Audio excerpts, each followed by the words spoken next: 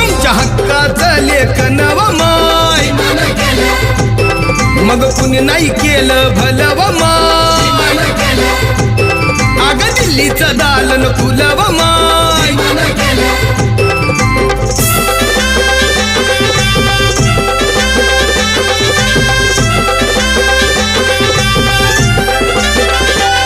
तुमच्या पोरानं शाळेत शिकावं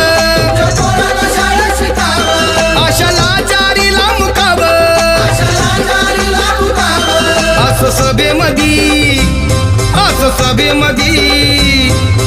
सभेमधी भाषण व माय